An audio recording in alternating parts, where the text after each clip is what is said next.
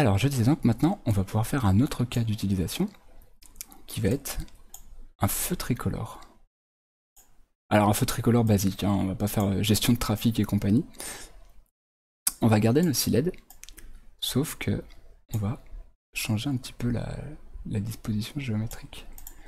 Donc là, on aura une LED verte, là, on aura une LED orange, qui est pas méga jolie, mais bon, c'est pas grave. Je dis des bêtises. Une LED rouge, et la LED verte, elle sera là.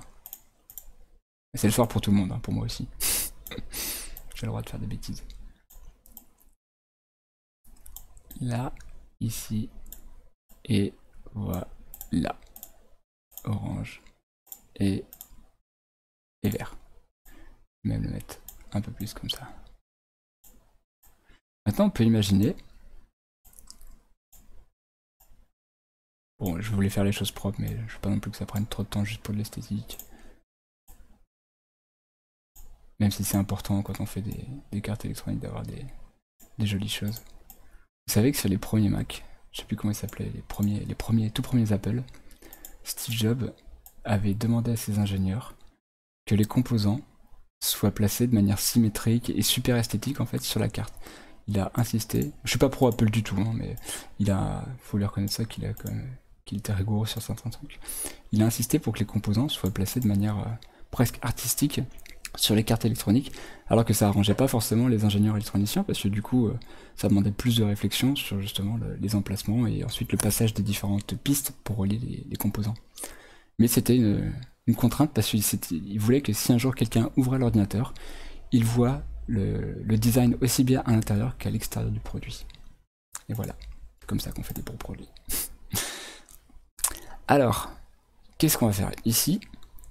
Imaginons qu'on a une route qui arrive ici. C'est pas comme ça que je voulais faire un rectangle. Imaginons qu'on a une route qui arrive là, et une route qui arrive là. Dans ces cas-là, on pourra avoir... Comment je vais faire? Petit trait comme ça. Dans ces cas-là, on pourra avoir un ensemble de feux ici, et un ensemble de feux ici, pour bloquer le trafic, soit là, soit là. Ok? Je referme, bon, je refais pas les routes. Donc on va faire ça. On va imaginer qu'on a un carrefour à gérer avec deux ensembles de feux. Un feu d'un côté, un feu de l'autre, pour éviter qu'il y ait des collisions de trafic. Alors évidemment, c'est un cas naïf. C'est-à-dire qu'on va programmer un cycle, le cycle des feux, de la manière la plus naïve qu'il soit, c'est-à-dire qu'ils vont toujours s'exécuter à la même vitesse, avec les mêmes intervalles de temps. On n'a pas de gestion des cyclistes, on n'a pas de gestion de caméra qui pourra regarder s'il y a X voitures et donc qu'il faut faire passer l'une ou l'autre, on n'a pas de gestion de est-ce que c'est les heures de pointe ou pas, etc. etc. C'est pas ça que je voulais faire. Code. Mais voilà, on aura notre feu naïf, notre premier feu, notre donc deuxième cas d'usage de la vraie vie avec Arduino.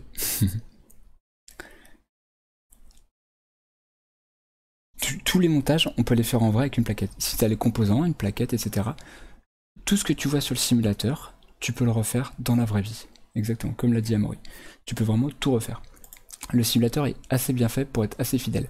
Il y a juste au niveau du temps qu'il a du mal à gérer, parce que quand il y a beaucoup de composants, ça demande au simulateur de faire beaucoup de calculs, et donc du coup il galère un petit peu à respecter une seconde, c'est vraiment une seconde. Mais sinon, en termes de branchement, etc., tout ce que je suis en train de faire, tu peux le faire exactement. Donc maintenant, qu'est-ce qu'il y a à faire? Eh bien, on va attaquer, on va faire nos petits feux.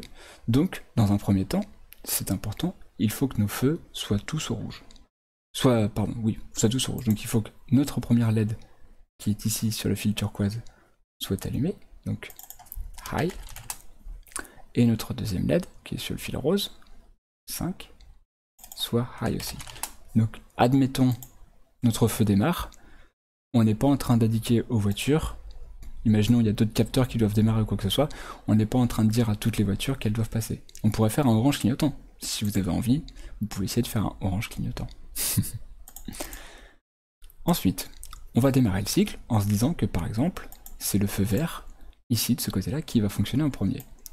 Donc je vais reprendre tout ce petit monde, et je vais allumer mon feu vert. Donc, à droite, j'éteins ce feu rouge ici, donc le feu qui est sur le rose, broche 5, et j'allume le feu vert ici, broche grise, broche 7. Si j'ai envie, pour vérifier, je peux m'amuser à simuler n'importe quand.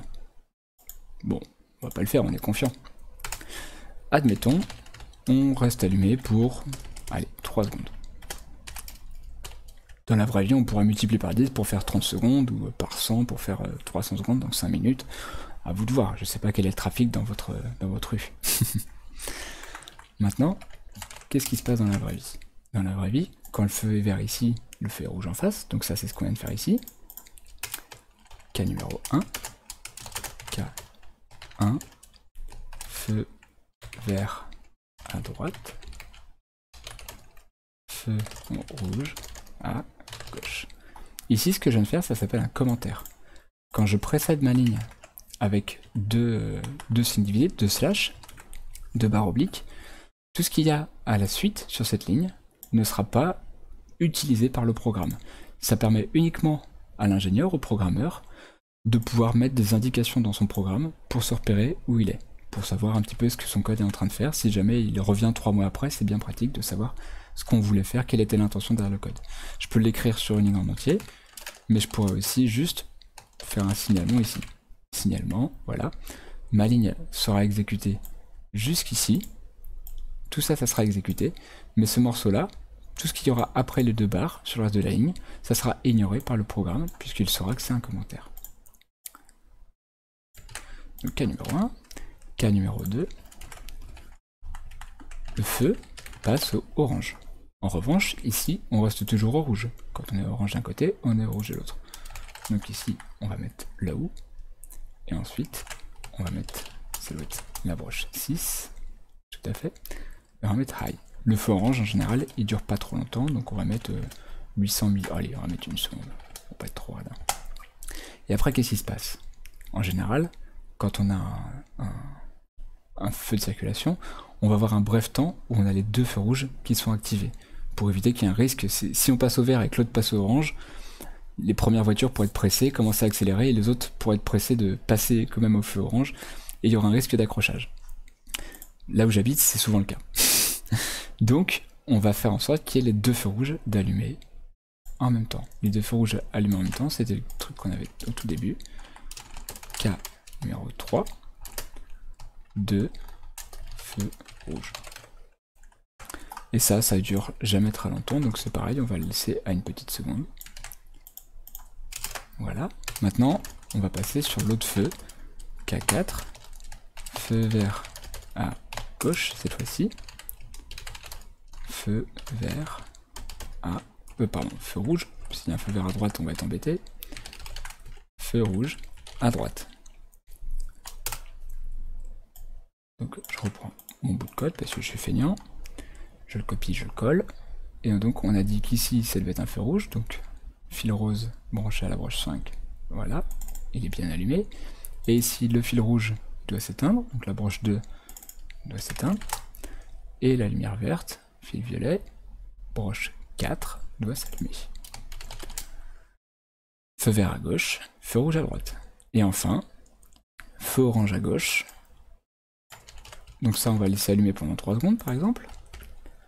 Puis de nouveau, feu cas numéro 5, feu orange à gauche et feu rouge à droite.